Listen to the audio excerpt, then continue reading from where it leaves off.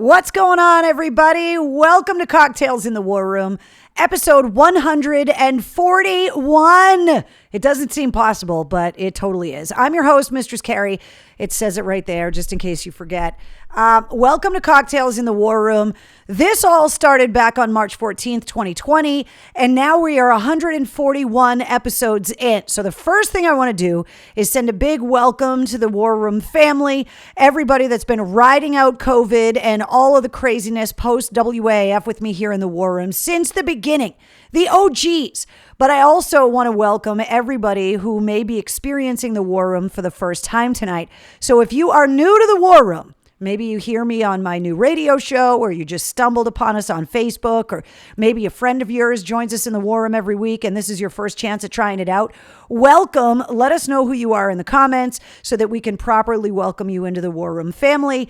And also, let me know where you're watching from, because we've got people all around the country that are joining us in the War Room every week, which is awesome as well. So what's up, everybody? David, Devin, Christine, Elsa, Kevin is here, Lisa's here, Brianna is here, Brandon, Tim, Jonathan, Thomas, Chad, everybody checking in on the comments, which is great. What's going on, Keith? Welcome to the War Room. This is, in fact, my War Room. It's a room in my house that I have called the War Room since I moved into this house. And it's where I keep all of my military memorabilia and all of that stuff. And it's where the bar is, which is the important part. So, cheers to you. I will also tell you that there is a game that gets played here in the War Room that when typos appear on the show, that is a social and everybody has to drink. I have not created typos on purpose. Sometimes I make it through the whole show without having a typo. Other times, not so lucky. Now, if you want to keep up with all of the lingo of the War Room, go to my blog. I believe it might be the first blog post, but there's something called the dictionary in my blog at mistresscarrie.com, which explains all the terms and the shorthand and the inside jokes that we use here in the War Room so that you can be brought up to speed if you are new. Devin said, I adopted a dog during the lockdown and I think she likes your voice. Oh, thank you. Elsa, I was actually going to bring that up tonight. How is your garden doing? Is anybody else like watching their tomato plants just rot from being overwatered and not having enough sun? My tomato plants are so pissed and I just don't know what I can do about it besides like stand out there with an umbrella when we get these ridiculous rainstorms, because we haven't had enough heat to be able to dry up anything. And so my tomato plants, I am very far behind in my garden. You know how Facebook, oh, this time last year, this date 3 years ago, I'm that idiot that puts up pictures of their garden all the time. And my garden is definitely behind schedule. So I don't know if this means we're going to have an extended growing season into the fall and have abnormally warm temperatures going into the fall or whatever. But depending on where you're watching from, if you're experiencing the weather in the Northeast, it's been very wet and it's been, just incredibly unpredictable. Ash says tomatoes and cucumbers. Ugh, exactly.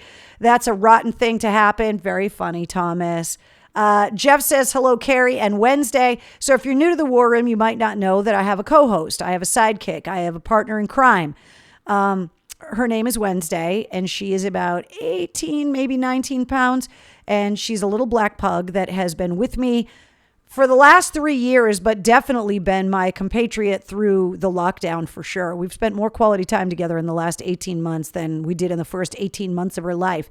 And that's why you see things like googly-eyed, squishy clams in the background, because Wednesday joins us here in the War Room. She's not in here right now, but I know she's going to be in here eventually. So Wednesday will be in here to do some tricks. I snuck some cookies in here, and she always comes in here to play with the ducking stingray and the clam. What else is in here? Oh, the fucking sheep is in here tonight too. So let's see what you guys are talking about.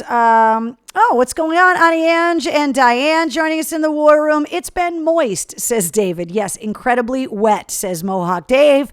Add it to the dictionary. Incredibly wet. Yeah, my garden is incredibly wet. Tent camping in the rain, always fun. Carol, it's literally a black hole of fun. Like there's no reason to go camping in the rain. It's awful.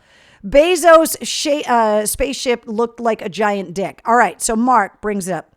So I have always been like a space geek. I mean, not like super nerdy about it, but it was always something that I always wanted to watch the shuttle take off, that I just think the space program is fascinating. Anytime people talked about how NASA was a frivolous expense for the budget, I just don't think that's the case. I think there's so much innovation that has come out of the space program. And I think it's something that has pushed our society forward, from everything from Velcro to cordless power tools, microwave technology. There's so much that we have gained from the space program that I just love it. And privatizing the space program scares me a little bit because, you know, we've got so many problems with what private owned companies are doing here in the United States, whether it be polluting the soil, polluting the air, polluting the water, that the idea of letting them run amok in space now, where they could, I don't know, throw something up there that ends up coming back down to Earth as a meteorite or just a piece of loose space junk that starts taking out skyscrapers. Like, it freaks me out a little bit that now anybody with a paycheck is just going to start launching shit into space. On the other hand, it took Jeff Bezos to get an 82-year-old would-be female astronaut up into space when she was fully qualified to do it 60 years ago and wasn't allowed. She was on the Mercury 13 and wasn't allowed to go up there because she was female. And I read something great. I think I retweeted it actually today, that up until today, John Glenn was the oldest person that had ever gone into space. And now it's an 82-year-old woman that holds that record. And it's ironic because he had lobbied against the Mercury 13, which she was on, and he had rallied against women in space because he didn't think that they were capable. And now a woman older than him has gone into space and kind of, pardon me for being catty. And it also sent the youngest person into space, an 18-year-old. And getting to watch a billionaire, his brother, an 82-year-old woman, and an 18-year-old guy throw ping pong balls around in zero gravity and throw Skittles at each other for 4 minutes on the internet, pretty cool. But it's also one of those things where it's like billionaires have always been interested in this stuff, but these guys have all the money now, and all they want to do is get off of Earth, which is a little scary because it's like, what do they know? Why do they all want to get out of here so bad? Why does Elon Musk want to live on Mars? What does he know? Yeah, if something like that were to ever happen, just call Bruce Willis, says Eric. Well, I was making the joke on the air today that watching that, the only thing the launch missed was an Aerosmith soundtrack today. So built the Space Shuttle Discovery and the Hubble telescope out of Legos. There you go. Did that today too, Joe? I didn't see the whole thing, but spending $28 million for 10 minutes of fun. The thing that I thought was interesting was when they came back down, Jeff Bezos had a press conference where he thanked all of the Amazon customers and employees for helping to make this happen. And Amazon is one of those companies that famously underpays their workers. I mean, there are people that literally work for Amazon that kill themselves in the bathroom of these Amazon headquarters. And so Jeff Bezos is now the richest guy in the world. What did they say? He was worth $200 billion. So it's like, yes, I understand pushing the technology forward, but thanking your employees that a lot of them don't even have like a livable wage. That's tone deaf, I think. He may not have meant it that way, but it was a little rough. I think Stiz Grimy actually tweeted about that. So stay away from Uranus, says Thomas. So it's, would have been nice if he spent that kind of money on paying the employees better. That's what I'm saying, Brianna. Like, I'm not saying don't go to space. I'm just saying maybe one less super yacht to make sure that your employees are getting taken care of. Like, I just think that one of the things we're all learning coming out of COVID is there's an employment shortage. And without getting political about government handouts and all of that stuff, I'll use the service industry, for example. There have been people that have been trying to push for higher wages for the service industry to try and get rid of some of the gratuity dependents and for, servers, barbacks, people like that to make a higher hourly rate. And there has always been pushback where it's like, well, if you don't want to do that, if that's not the money you want to make, then get another job. And I think everybody that knows somebody that owns a bar or a restaurant right now is having a really hard time getting staffed. And I think part of that reason, not all, but part of it is that there are people that used to work in that industry that don't want to deal with rude customers anymore. They don't want to deal with people that don't tip, and they don't want to deal with the low wages. So they found jobs outside of the service industry, which is exactly what the critics of livable wages have been pushing them to do, which is, well, go get another job then. And I think everything we've lived through in the last 18 months, I would encourage people to chime in that own businesses and stuff. I think we've all learned, myself included, being able to work from home, which is something I've never been able to do before, is that everyone is now trying to find a better work-life balance. And a lot of people are willing to take less money to have a better work-life balance, to be able to spend more time with their kids and pay less childcare, to be able to spend less time in the car and lower their stress level, to be able to work from home, even part week, so that they can exercise more and get themselves more physically healthy.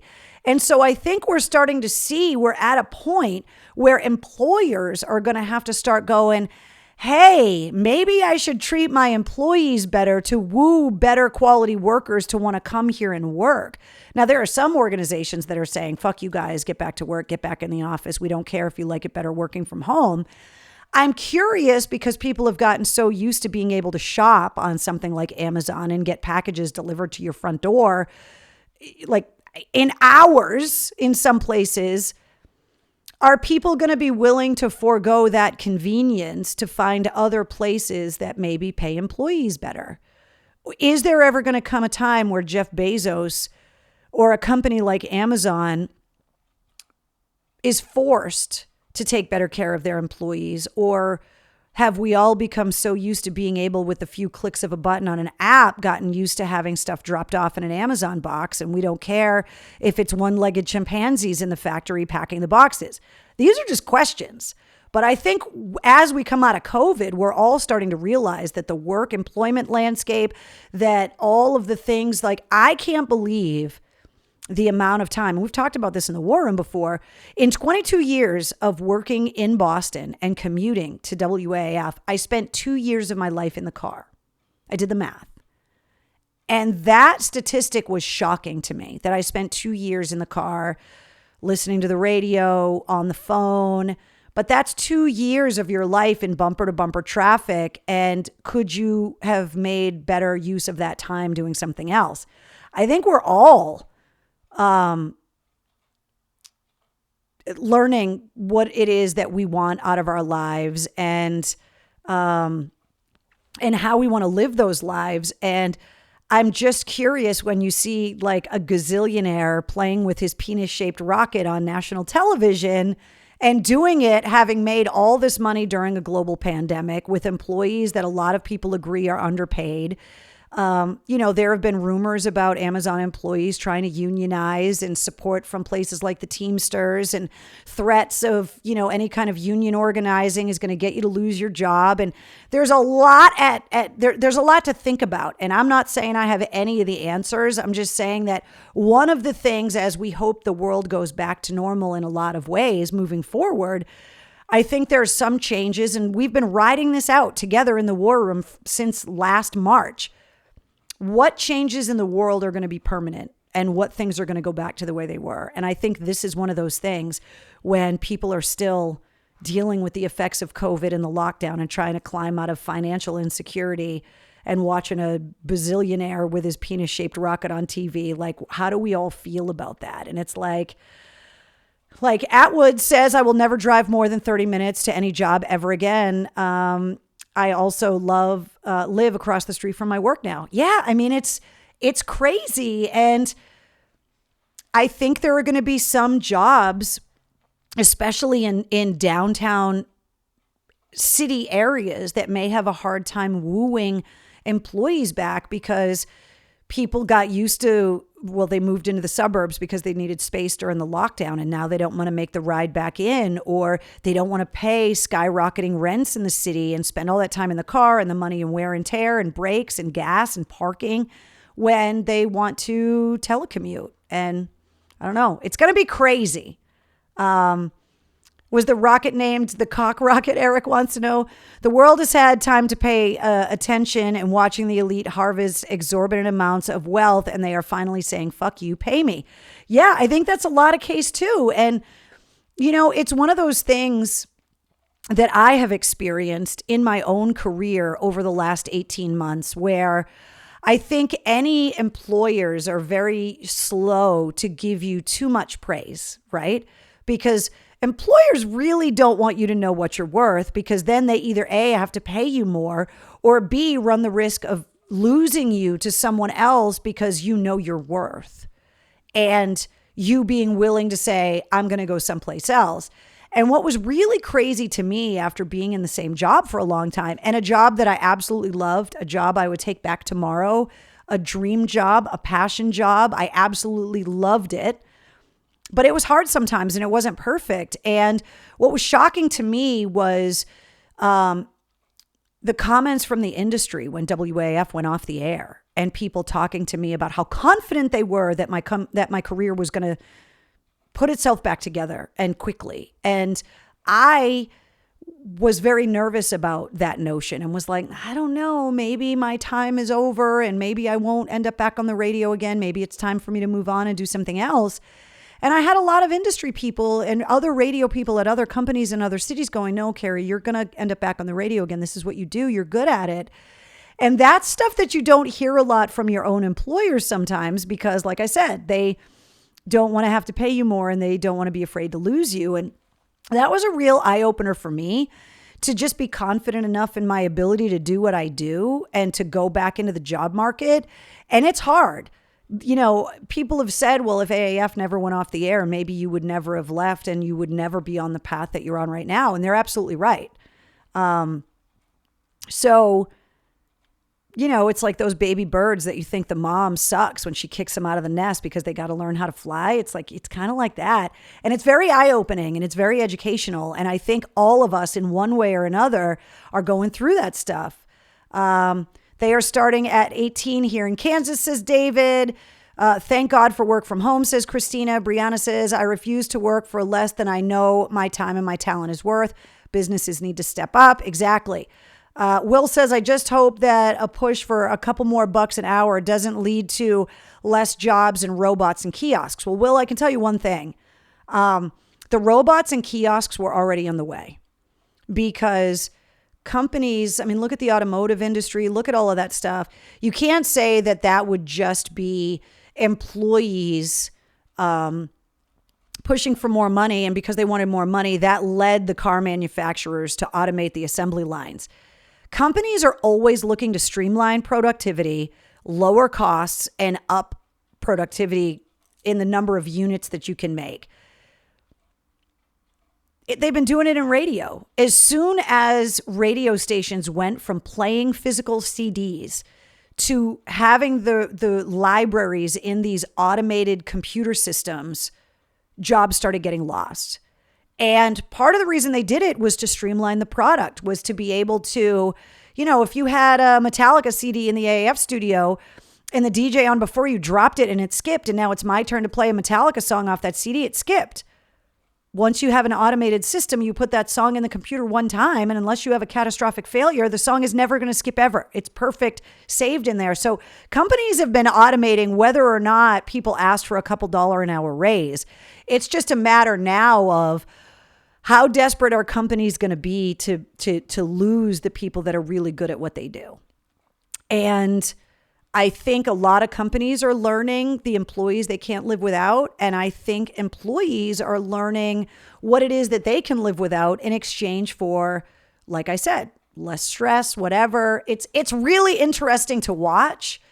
And there's really no right answer, because if you're the employer, then of course you want to keep your costs low, because certain costs keep going up, like insurance and technology stuff. For every advancement in technology, there's a way that you become more vulnerable. Like you've got to have a redundancy system. You've got to have spyware. You've got to have IT people. So where jobs get lost, jobs get gained. There are companies now that have professional social media people on the staff. Whereas 20 years ago, people wouldn't have even known what that job description was. What do you mean you have a social media specialist? What the hell is that? I don't know. It's just crazy. But I agree with you that the penis-shaped rocket thing, like that was a moment where it was like, the last couple weeks between Richard Branson and Jeff Bezos, it's a dick measuring contest with billionaires right now. And it's a new space race, but a privately funded one. And for as much of it's a marvel, it's also something that is having people ask a lot of questions too. And yeah, exactly. What's up, Scott? How are you? All hail the robot overlord, says Will. What's up? You like to watch, Paul?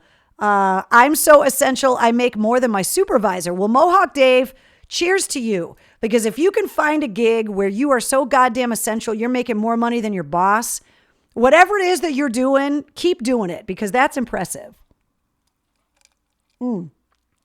Let's see. Dick's in space, says Kathy.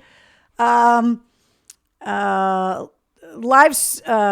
seeing the live feed. Awesome, Scott. So Scott McKay actually is the guy that painted my motorcycle. Yeah, pretty awesome. And at Thin Air Graphics, he does amazing work. If you want to check out his website, he's not paying me to say that. Let's see. You'll have to pop up on mine one night. Yeah, because he does live streams. He does these amazing live streams of him airbrushing and like painting freehand skulls. And so I'm very envious of people with artistic ability, and he's definitely got it. So that's kind of what the day was like today. There's been a lot going on business-wise. There's just, things are crazy. I have so much good stuff to talk to you guys about. There are a lot of things that I can't give you specifics on, but I want to run down some of the awesome stuff that's happening and kind of fill you guys in on some stuff. I don't know where Wednesday is right now. She'll be in here soon. I'll turn the podcast on. Let's recap last week's podcast episode. So last week, episode 58 of the Mistress Carrie podcast came out featuring Dean DeLeo from Stone Temple Pilots. If you haven't had a chance to listen to the episode yet, definitely you want to listen to this one. Dean is one of the most charismatic, approachable, down-to-earth guests that I've had. He is part of a band that changed the face of rock and roll. They get played on every rock station around the country to this day and will for decades. And he is just so cool. And I loved the conversation. I love how candid he was about his upbringing. And more than anything, I loved his laugh because he's one of those, like, I love people that are willing to laugh because I have such a cackle. It's been called the Carrie cackle. That I love the sound of people's genuine laughter. And he was one of those people that just, hey, Ben, one of my skydiving brothers is chiming in here in the war room tonight. You were right about Dean's laugh, says Donna. Christy says, love the podcast, creative convo, infectious laugh, and killer playlist for the episode. So every full-length episode of the Mistress Carrie podcast has a corresponding playlist that is filled with music, not only from the artist I'm interviewing, but also all of the music that we talk about, because I'm hoping that we reference music that maybe you've never heard of before, and we're turning you on to some new stuff that you can then go and reference in the playlist. So I'm glad you take advantage of the playlist. I thought your podcast was very fun. Great job. Thank you, Will. Met him with Chester as the front man for STP when they came to Fenway. So Eric, if you have not listened to this week's podcast with Dean DeLeo, he talks about that show at length. He talked about being inside Fenway Park. He talked about the experience of the sound check with the fans on the stage. And then later in the episode, he talked about the energy in the room that night at the House of Blues. And he very specifically remembers that gig, which I thought was really cool. What's up, Walter? Brett says, I can't believe he hadn't been to a pro game before of any sort. I know. And him and his brother both were so fascinated with Fenway and the makeup of the park. And they were talking about seeing it on TV and being at a live baseball game. I'm not kidding. I referenced it in the episode. They had to be dragged out of there at literally the very last moment. The doors to the House of Blues were already open. People were going through security and going in and watching the opening band. And the guys from Stone Temple Pilots were in our luxury box at Fenway watching the game across the street. I could listen to him laugh for days. Great interview, says Brianna.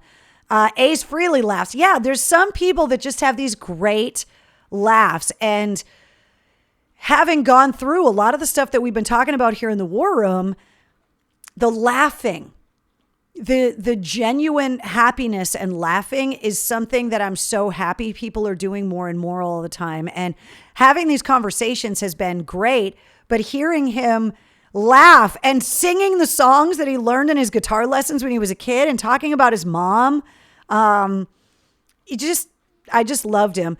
Loved how he handed down the Interstate Love Song guitar to his son. Says Mark, yeah. I also couldn't believe that he wrote Big Empty in high school on that guitar as well. And, spoiler alert if you haven't listened to the episode yet, but that acoustic guitar, the first nice guitar his parents ever bought him, he is now gifted to his 16-year-old son. The guitar he wrote all of those iconic acoustic guitar driven songs from Stone Temple Pilots, his son now owns. And he talked about the conversation he had with his son about passing down this important piece of music memorabilia. And I thought it was really cool. Jason says, what's up, Carrie? Sorry I'm late. I heard he did a Tom Petty impression. Jason, he did. It was very funny. He said he was listening to Tom Petty radio, and I thought it was really funny. I made an offhanded comment about how I played clarinet in the high school band, which I assumed was just going to be like a passing, making fun of myself because I'm a terrible musician thing. He stopped me in my tracks to talk about how difficult playing the clarinet and other reed-based instruments were, and went into this whole thing and then told this joke in the voice of Tom Petty, which was hilarious. Lisa says, I loved his laugh. Writing Big Empty at 16 is nuts. So I've been talking about this on the air a lot. Brad Arnold from Three Doors Down, who's been on the podcast in the past. If you missed that interview, go back and listen to it because he was amazingly candid. He wrote Kryptonite in high school. And I also had the guys from Days of the New on, who are now in that band Blitzkrieg, and they wrote Touch, Peel, and Stand in high school. Like, there are some of these iconic songs that are going to live on rock radio for generations that were written by people that were as old as your kids are right now, sitting in their bedroom with a guitar. So it's a lesson to parents that are like, if your kid has musical ability, like the ability to write songs, you never know. I know that's like saying your kid in Little League is going to grow up and play for the Red Sox, but there are so many people that have written amazing music at incredibly young ages, 18, 19 years old, music that is now in the Library of Congress, and bands that are in the Rock and Roll Hall of Fame. When that first record got written when the bands were really young, and I had no idea he wrote Big Empty in high school. And I thought that was just amazing. Brett says, I loved his Tom Petty joke. The frog joke was hilarious, Mark says. Lisa says, I played the flute. Yeah, like Jethro Tull, end of cool flute stories. And even people hate Jethro Tull because of the Metallica Grammy thing. What's up, Jerry? How are you? Let the kids take risks and be creative while they have it in them, says Scott. Exactly. My son is a self-taught drummer, and I fully support his music and his love for music, says Wicked Orchid Artistry. So thank you for joining us in the War Room tonight. Exactly. And having 1,000 guitars getting sold a day in the height of COVID, I'm just hoping there's a lot of garage bands that are being formed right now, and that kids aren't playing video games, and that they're actually going and trying to play guitar and to write songs and to have not only just that as a hobby, but also as a mental health mechanism, because so much of the music, and you hear me talking about it on the podcast, is a channeling and a funneling of sadness, anger, rage, happiness, lust, love, all of that into these songs that we all love so much. I think it's incredibly emotionally healthy, not just for the people making them, but how much have you leaned on the music you love and that it's helped you through a hard time because you've been able to associate the songs with your own experiences. So it's just one of the many reasons why I love music so much. So this one time at band camp, here we go with all the flute stories. Couldn't agree more, Diva. Let's see. I played the flute for 6 months in the 5th grade and quit. I could only play Hot Cross Buns. I forgot about that song, but I could totally rock a hot cross bun on my clarinet. You know what? I might still have my clarinet somewhere in a box somewhere. I'm going to see if I can bust it out and see. I'll bring it in the war room one night and see if I can still play the damn thing. I can't promise anything, but I'll try. Diva says, I still hear songs and cry. I do that all the time. Especially when I lose friends and people that I love. There are songs associated in my brain with those people. And then I hear those songs and I get instantly taken right back there. That's the same theory behind when you listen to something like classic rock radio and people say, oh, I've heard Sweet Child of Mine 10,000 times. Why do you still play it? It's because people associate those songs with, most of the time, good memories. And that's why they want to hear it over and over again, which is why radio stations play those songs over and over again, because people love them.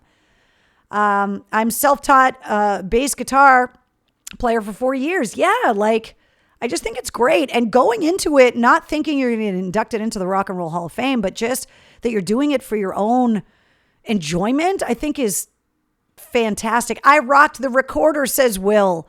If you go back and listen to the episode that I did with Scruffy Wallace, talking about his new band, The Shadows of Boston, he and his other bagpiper in that band, we talked about teaching their kids the bagpipes and the difficulty of it and how much their kids have learned by the process of learning the bagpipes. So this is definitely something that continues to come up with the musicians I talked to in the podcast. And the fact that you guys are loving these interviews just, makes me so happy that the podcast is finding an audience of people that love these in-depth conversations, these candid talks with these influential musicians. And sometimes they're new musicians. They're bands that are just starting out, which is the case for this week's episode. So this week on the Mistress Carrie podcast, episode 59 is Dan Murphy from the band All Good Things. Now, this is a band that just cracked the top 5 on Active Rock Radio. So if we were still on the air at WAF as a band, you would have heard us play by now. And what's really interesting about this band is that they did not get together with the intention of selling albums and touring together. This story I thought was really interesting, which is one of the reasons why I wanted to talk to Dan, who's the guy in the middle of that picture right there on the screen, is that there is such a market for music licensing in today's day and age. To go back to the conversation we were having about how the industry phases out certain jobs and creates new ones. So between the success of video games, movies, television shows, it's called sync licensing or music licensing, where when you hear music in a video game, when you hear it on a movie soundtrack, when you hear it get played at a football game, that's not by accident, and it's something that the people using the song are paying for.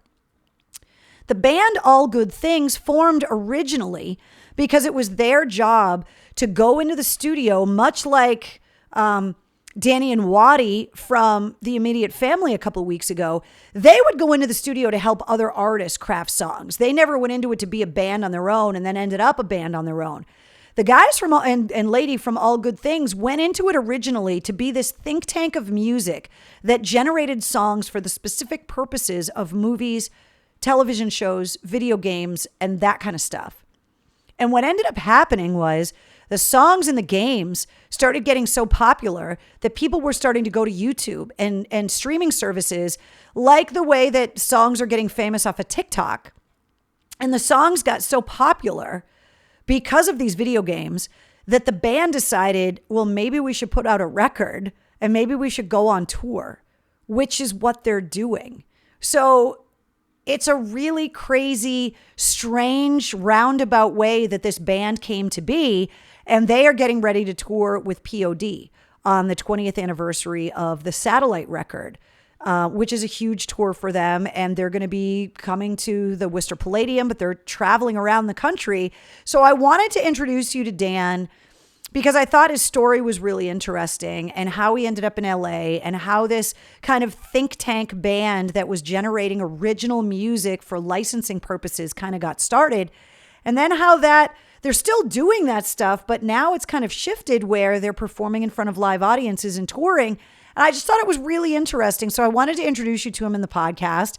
And this is one of those bands that they're just starting out. They got a top 5 record on the radio right now, and their album's not even out yet. And I love finding these bands and introducing you guys to new artists while still being able to keep you in touch with the artists that you love, like Dean DeLeo from Stone Temple Pilots.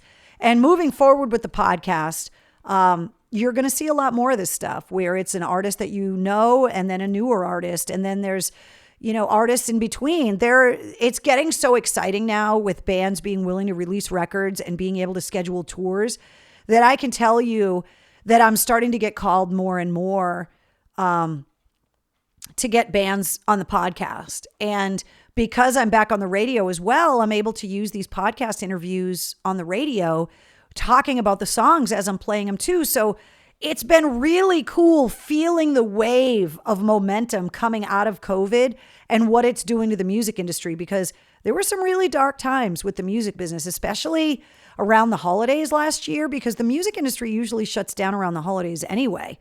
And normally the first Monday after the new year, the industry comes back and my phone would be ringing off the hook. And it took almost the entire month of January for the music business to start gearing back up again, because things had slowed down so much because of COVID. And now it's unbelievable how busy everything is and all of the stories that are coming out and all of the stuff. That's why you got to listen to the Sit Rep, which brings me to the Sit Rep on the Mistress Carrie podcast, because it is a great way to keep up with all of the stuff that's going on. It's all your rock news, music headlines, entertainment updates. I do all the work for you. I boil it down into a 5-minute podcast, and it comes out every weekday to keep you up to date with everything that's going on, so that you don't have to do all of the work I do for you. That you can just listen to 5 minutes of the podcast and then know the headlines. And then if you want to dig deeper into the stories and find out everything that's going on, you can always click the links in the show notes of the Sit Rep episodes and get more details. So Christine says they are awesome. That should be on the back of another shirt. Just saying. What should be? Michael, what were you saying should be on the back of one of the shirts? Which one are you saying? They've probably been on a few records that we all love and listen to over and over again. They're definitely in some of the video games. If you guys look up All Good Things, you're going to find songs that are in video games that you love. Looking forward to seeing Korn next month in concert. Yeah, with Stained, it's going to be a huge show. Let's see. Same. I even had a shirt specially made to wear to the show. Me too, says Christine. Sorry, I've been talking a lot today. I know I talk a lot anyway, but being on the radio, and then I recorded a podcast episode for an upcoming, I recorded an interview for an upcoming episode today when I got off the air, and then came straight into the war room. So today's one of those days that, We Love Wednesday. Oh, that would be great to have on the back of the shirt. That would be hilarious. The voice is definitely a little bit hoarse today. So I'll be drinking some tea with honey later on tonight. And just a reminder about where you can check out the podcast. These are just some of the places that you can go. If you don't subscribe to any podcast outlets at all, you can just go to mistresscarrie.com.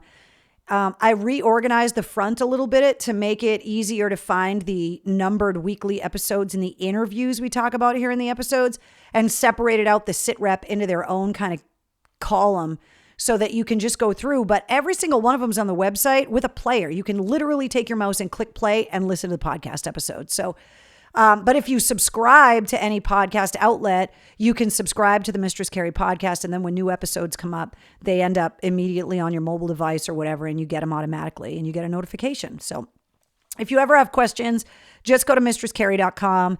And I'm also part of the Pantheon Podcast Network, which is a whole network of podcasts that are music centric. So if you're a music lover, there's a bunch of stuff on there. Looking at the podcast locations, we are still holding strong at 109 countries, and the audience in Canada is growing. So after the United States, the second country listening to the podcast out of 109 that have been listening to the podcast, our neighbors to the north are still at number 2. So Thank you to everybody up in Canada that's been listening to the podcast. And thanks to the sponsors, Digital Federal Credit Union at dcu.org and Jumptown Skydiving at jumptown.com for sponsoring the weekly episodes of the podcast, and the Maine Hair Lounge for sponsoring the Sit Rep episodes, because they help me to make everything else that I do happen. So they are the heroes in everything.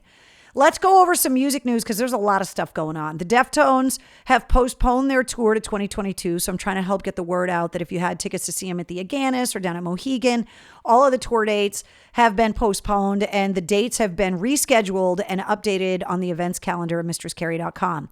If you are a fan of Rival Sons, which I don't know why you wouldn't be, because they are a spectacular band, fantastic live, they announced their tour today, and they are playing with Dorothy at the House of Blues in Boston on October 24th, but they're doing a national tour. The whole tour goes on sale this Friday at 10 a.m.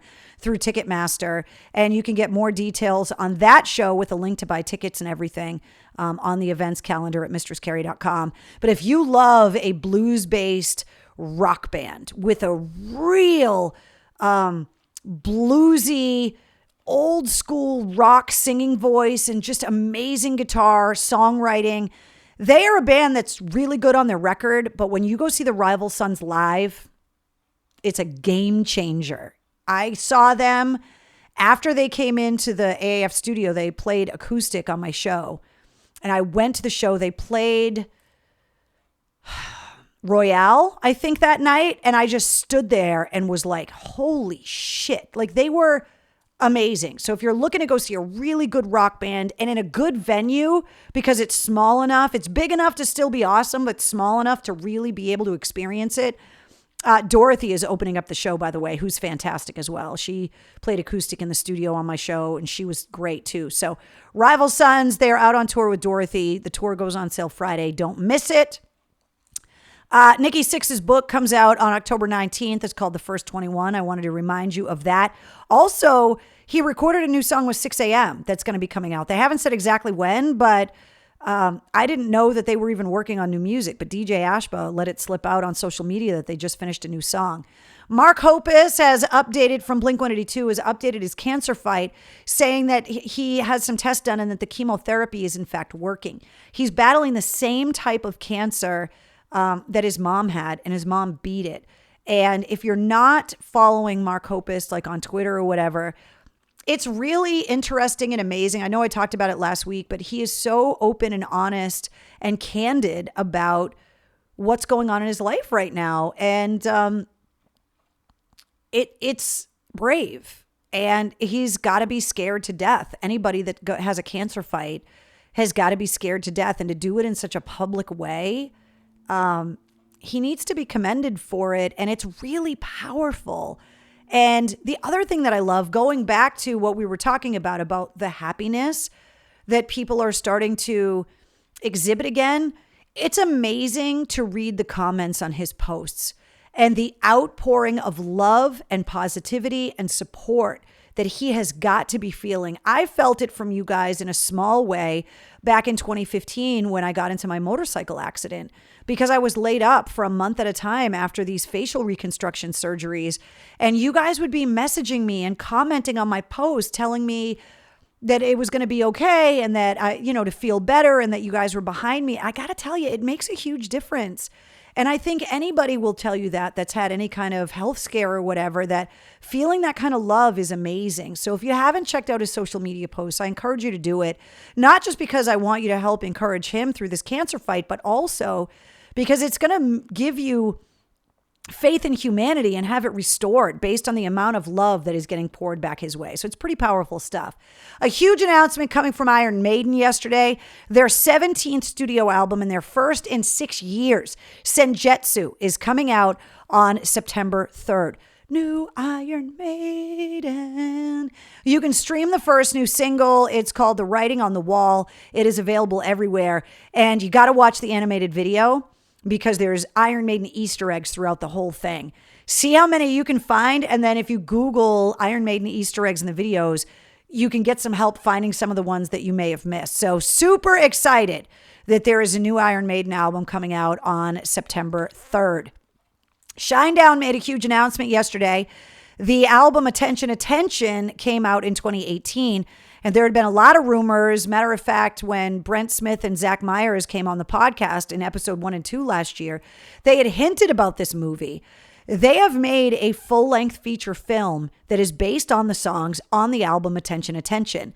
And the movie is coming out on video on demand on September 3rd, which is really interesting. And I put up a tweet saying, maybe I should talk to the guys in the band about the movie before it comes out. And just know that I've already made the request. So I'm waiting on that.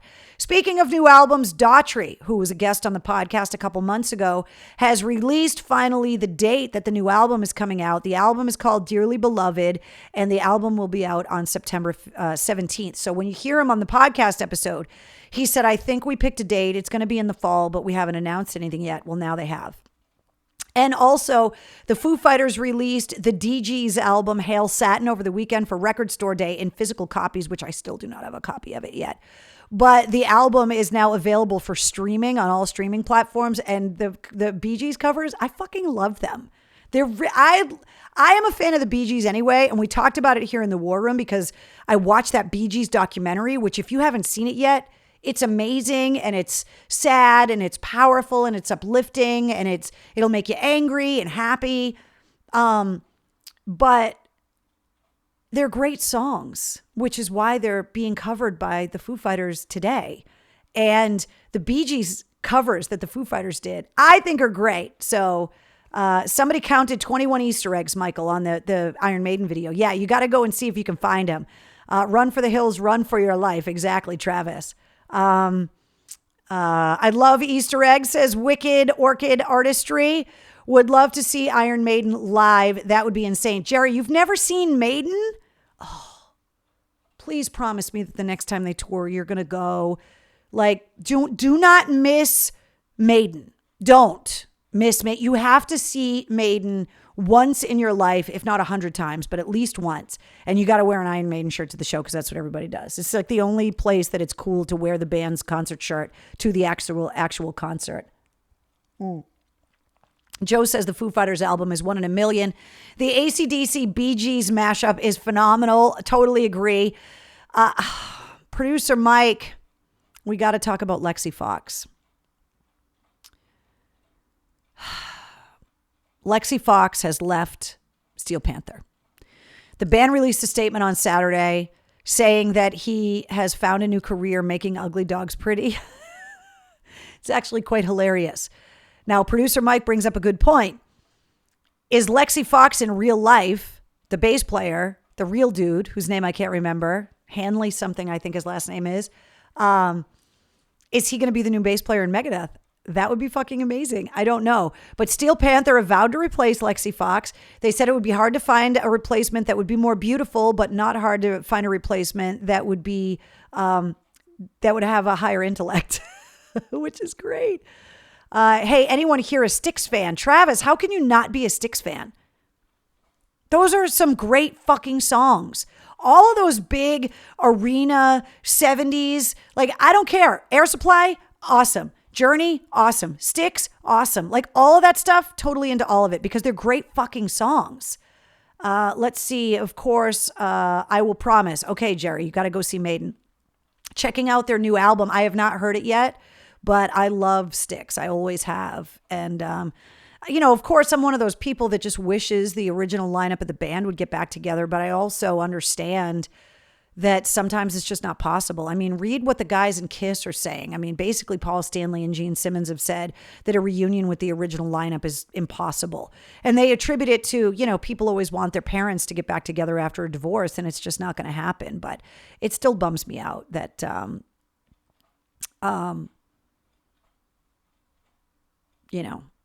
that these bands and the iconic lineups, like, who doesn't want to see Izzy Stradlin back in Guns N' Roses? I mean, come on. Who doesn't want to see that? Of course. Like, his impact on that band is absolutely there, and the songwriting and the performance and all of it. But if the bands don't want to do it, I didn't know there was a new album coming. Yeah, there's a new Styx record coming, Annette. So there's a lot of bands that are releasing. Foghat just released a new live record.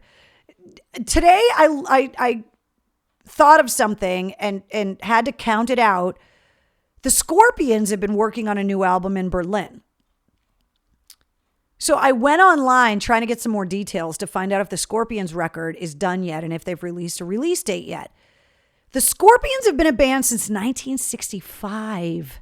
They have been together while Black Sabbath and Judas Priest and Foghat and all these other bands are celebrating their 50th anniversary.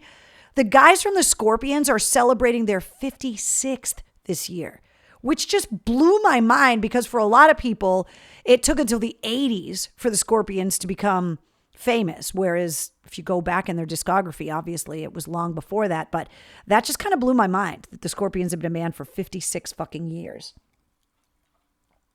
It's insane. All right, let's talk about some events, shall we? So coming up this weekend, I am going to be at the Ashby Cornhole Tournament. It's happening Saturday. The whole event is from 10 a.m. to 4 p.m.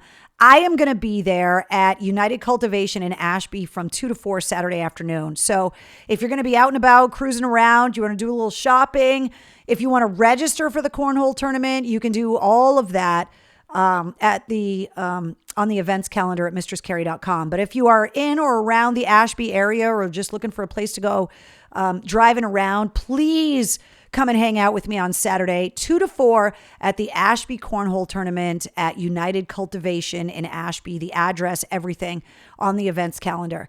I am also next month going to be at Rockin' Pod in Nashville from August 6th through the 8th. So if you are in the greater Nashville area, whoa, I almost kicked the microphone there. If you're in the Nashville area and you want to come and hang out or you want to come by, I'm going to have a table and I'm also going to be monitoring a panel on women in rock. And so that's happening at the Rockin' Pod convention in Nashville from August 6th through the 8th. There's details on that in the events calendar. And also I am going to be at the Boston Wounded Vet Run, which is coming up September 19th. It leaves out of Boston Harley and ends at Anthony's of Malden. And you can get the details on all of those on the events calendar. Some charity events that I want to fill you in on. Speaking of the Boston Wounded Vet Run, and a podcast guest, Andy Biggio, is doing his book signing for The Rifle. It's coming up at the hold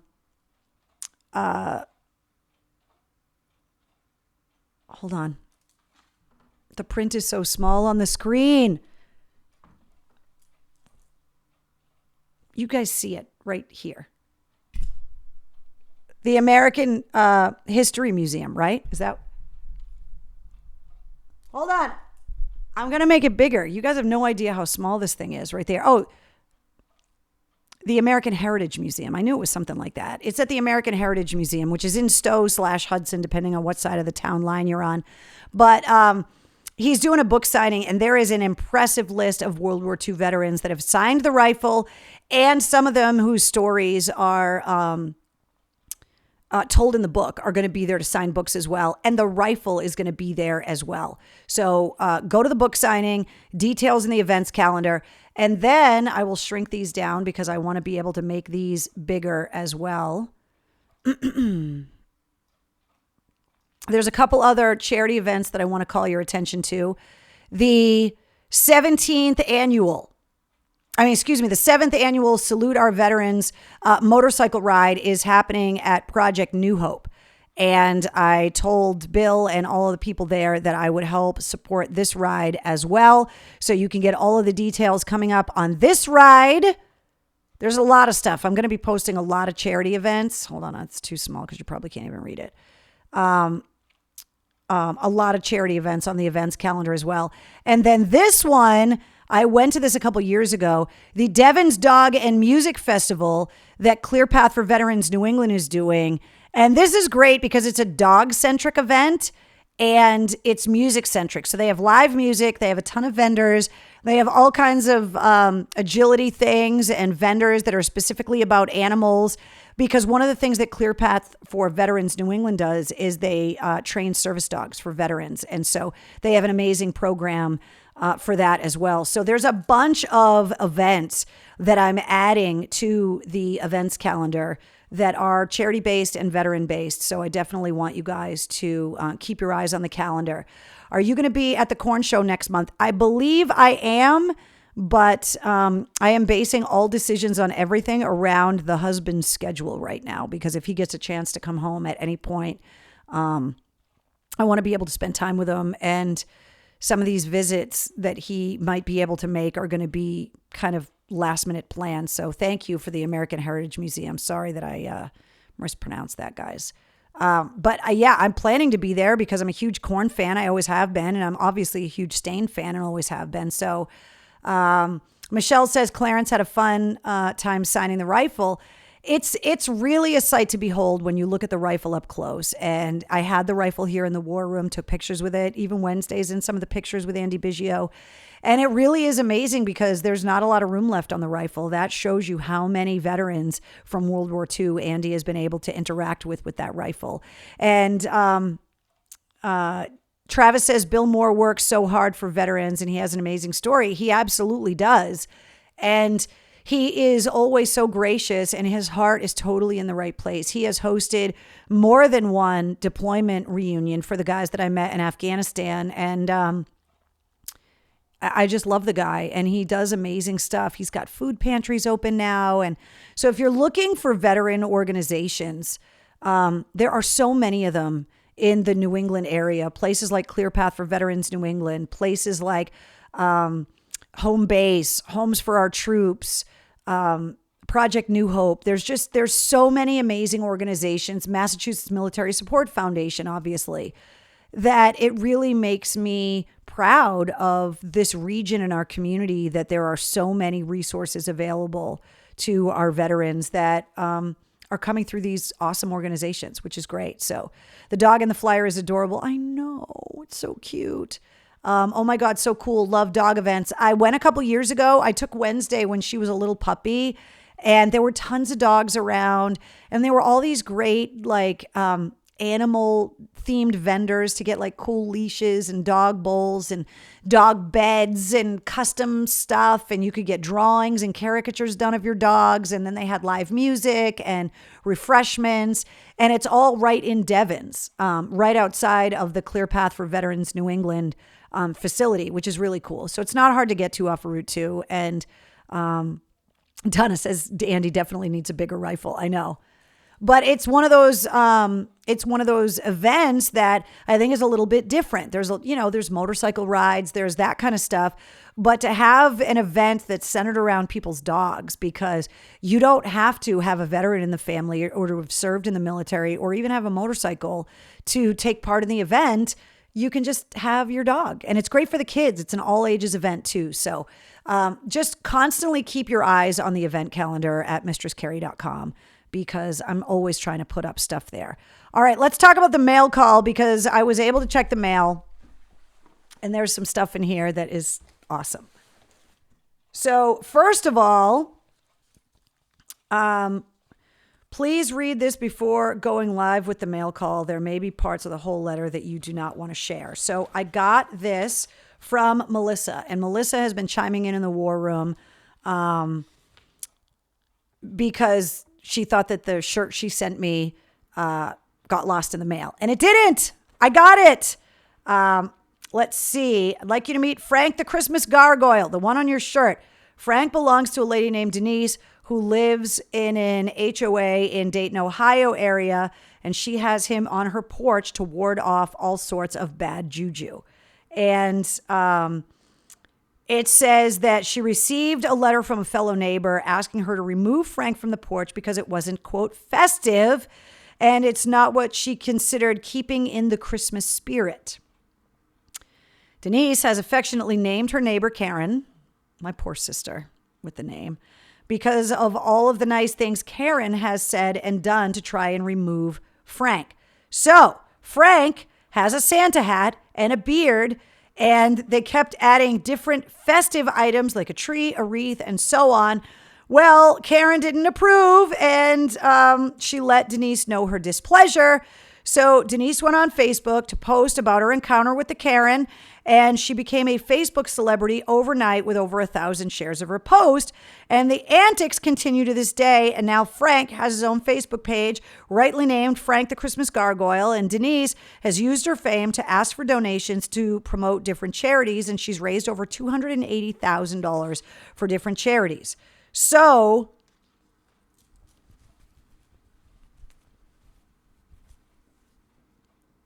this is Frank the Christmas Gargoyle. Now, what you don't know, Melissa, is that, which is hilarious, is that I have a Frank. I have this gargoyle. He's hidden in my yard, like in my landscaping. I have this gargoyle, which made it even more amazing when I opened the package and got your t-shirt. So, Team Frank USA. I'm totally on Team Frank. I have the gargoyle. I will totally put a Santa hat on that motherfucker now. So, yeah, there you go. I love it. So thank you, Melissa. I got your letter. It says read offline at your leisure. So I got it. So thank you very much. And I love the shirt. So tell her that I am fully on Team Frank. Matter of fact, they've been all over the internet. You know those 12-foot skeletons that Home Depot is selling? They're like $300, but people are using them in like all holiday decorations now because they're $300 12-foot skeletons. I'd be lying if I wasn't thinking about spending $300 on a 12-foot skeleton that I could decorate at all parts of the year, including putting a 12-foot skeleton out in my front yard to hang the Christmas lights on the Christmas tree. It might happen. I don't know, but I'm thinking about it. I'm at that point as a full-grown adult where I'm contemplating buying a $300 12-foot skeleton because I want one. It just might happen. I'm sorry to the neighbors. Then I got this from John, who has been messaging me about said Funko Pops. And I got this. John, you are insane, and you went above and beyond. And I over the last couple of years have gotten, a handful of Funko Pops. And because I collect Pez dispensers and skulls and some of the other things that I have, I was very nervous about the Funko Pop thing, but I decided that if I'm going to have them, I only want the rock bands. And so John sent me a bunch of rock band Funko Pops. I'm going to put them over here so you can see the whole thing. Like Alice Cooper. How fucking cool is Alice Cooper's Funko Pop? Look at, with the face makeup, the cane. It's unbelievable. So I got Alice Cooper.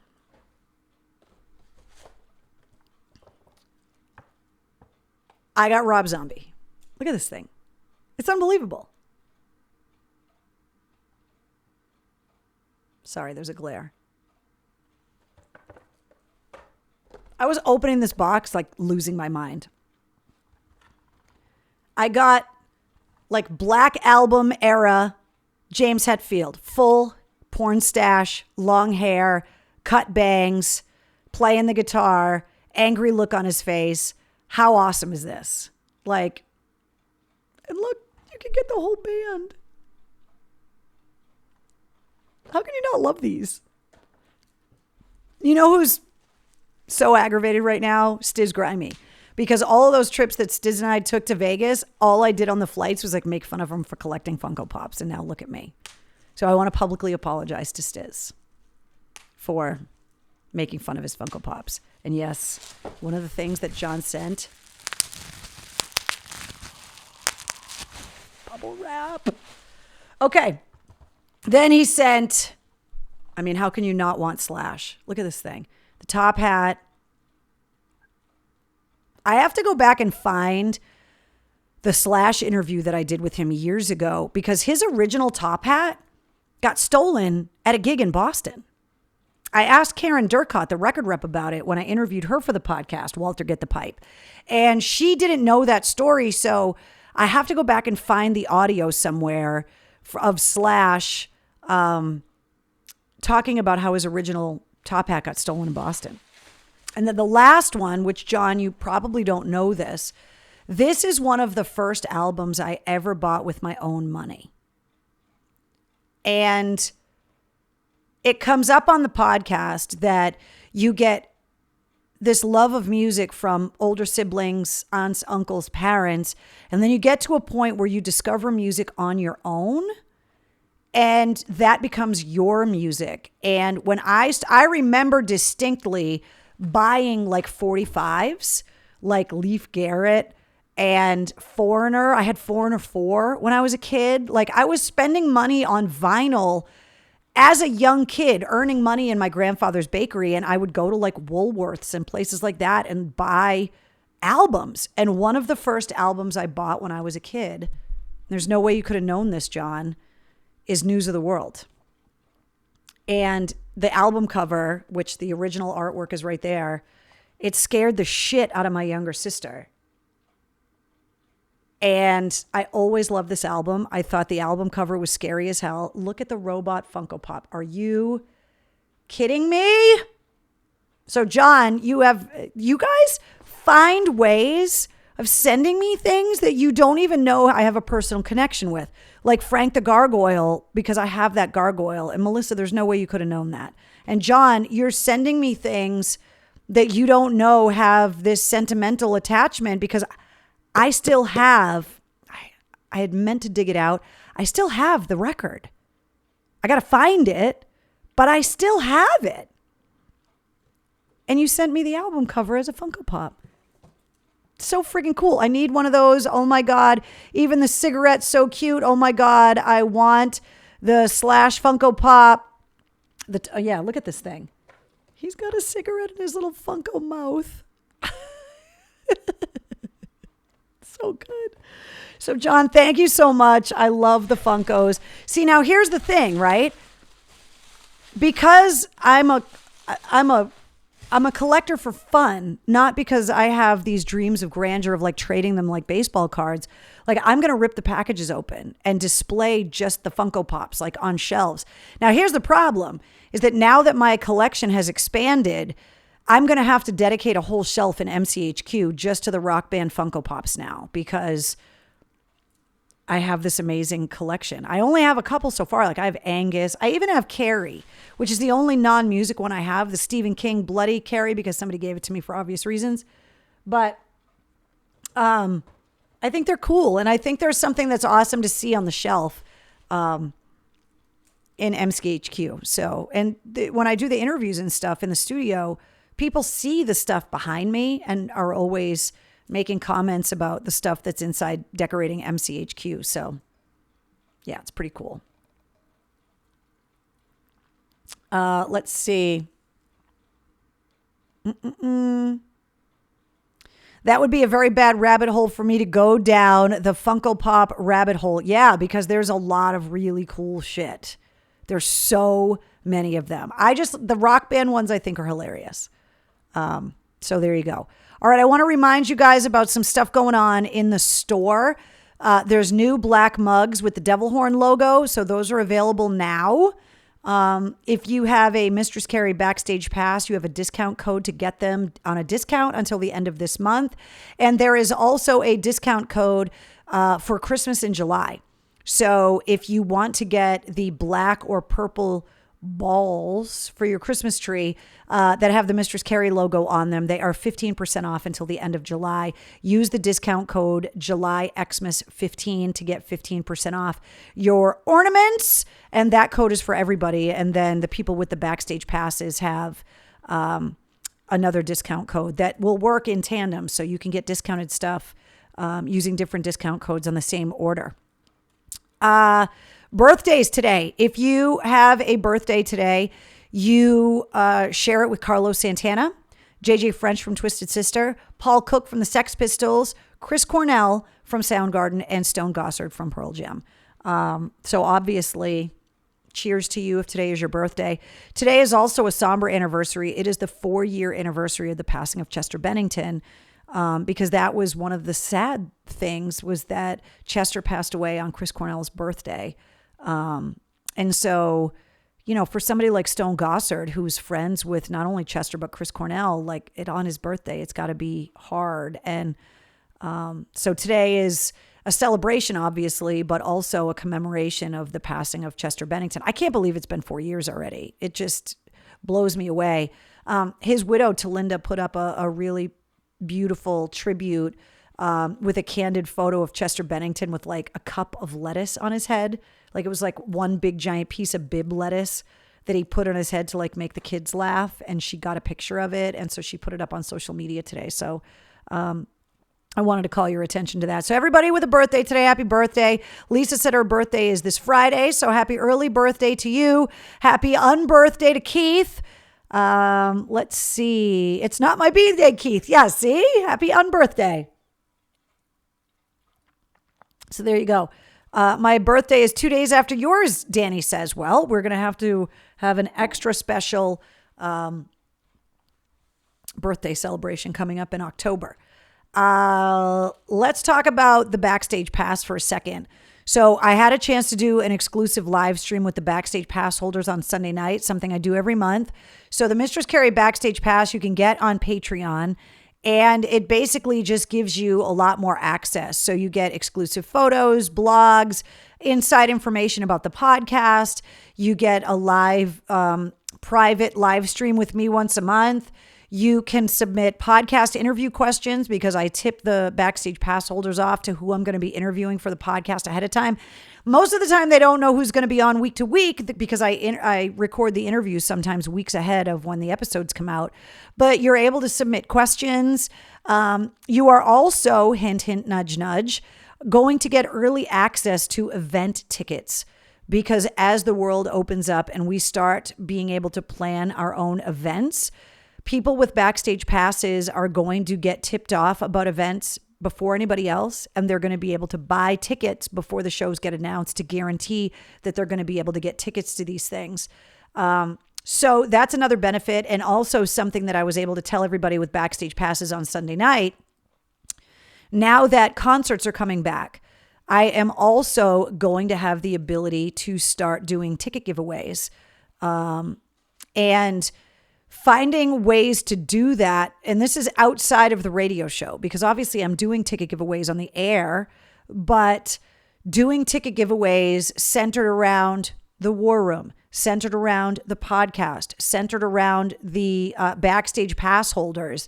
As the shows get announced and as I start getting access to actual tickets, I want to be able to give tickets away as well. And the bands, the promoters, the managers, people have been really receptive to giving me tickets that I'm going to be able to get to give away. So I'm pretty excited about that.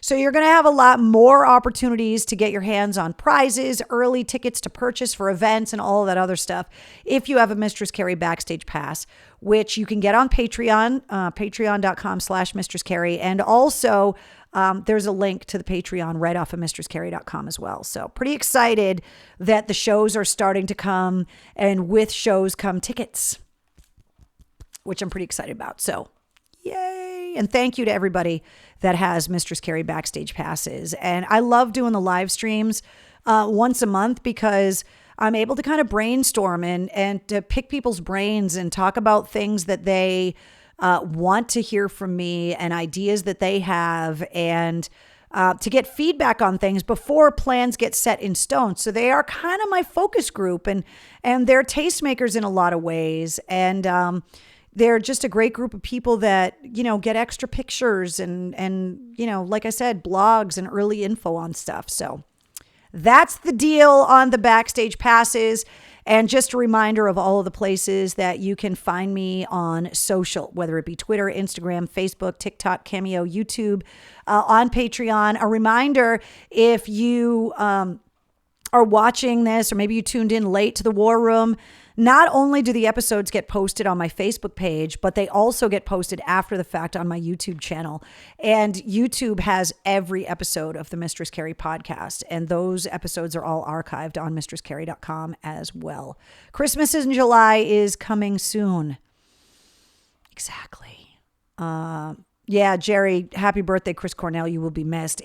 I've been going through some old audio, and I played some on the air today of Chris Cornell actually talking about Record Store Day because it happened over the weekend. And there are certain people, certain artists their voice is just soothing to me. And Chris Cornell is just one of those people. And I'm not just talking about in the music, but I interviewed him so many times over the years, and he was always so forthcoming and genuine and candid and generous with his time. And hearing his voice makes it harder to believe that he's gone when I go back and listen to these old interviews. And I love being able to play parts of them on the radio again too, which I did today. So yeah, between Chris Cornell and Chester Bennington, that loss is profound. I mean, all of them, Dean DeLeo in last week's episode of the podcast talked about, Chester and Scott Weiland. I mean, you have an amazing, prolific band, and then you lose not one, but two singers. It's unconscionable. Lane Staley, the same thing, although I never had a chance to interview Lane Staley, but got to interview, Chris Cornell several times. And I have a great picture of Chris Cornell. He came into the studio, and when we were done the interview, when we were taking pictures, we realized we were dressed exactly the same. We had OD green pants on, black hoodies, and black boots. And both of us just looked at each other and just started laughing. And we took a picture, and we made sure the person taking the picture got a full length to show that we were both wearing the identical outfit. It looked like a grunge hard rock uniform. It was hilarious. And I just think about stuff like that. And, it brings back a lot of memories, but it makes me sad too, knowing that I'm not going to get new ones, So I know I ran a little bit long tonight, guys, but there was so much stuff to talk to you guys about tonight, and there's a lot of stuff coming. This is episode 141. Episode 150 is coming up fast. That's all I'm going to say right now. Wink, wink, nudge, nudge. All right. Episode 59 of the Mistress Carrie podcast launches at midnight, and I'm going to introduce you to Dan Murphy from the band All Good Things. So make sure you check out the new episode, and a new sit rep is coming tomorrow too. So there you go. Wednesday, where are you? Wednesday. She came in here before the show started, was attacking the stingray, the ducking stingray, and then she ran out of here. I even brought cookies in here for her. I don't know where she is. You don't get Wednesday this week. I set up the pug cam and everything. See? Where is it? It's an empty pug cam. It's so sad. All right, guys. Check out the podcast at midnight. I will be back next week. I'll be back on your radio tomorrow. As always, you guys are absolutely amazing. You all rock. And thank you for 141 episodes of Cocktails in the War Room. Episode 142, next Tuesday night, 8:30. Be here. I'll see you later.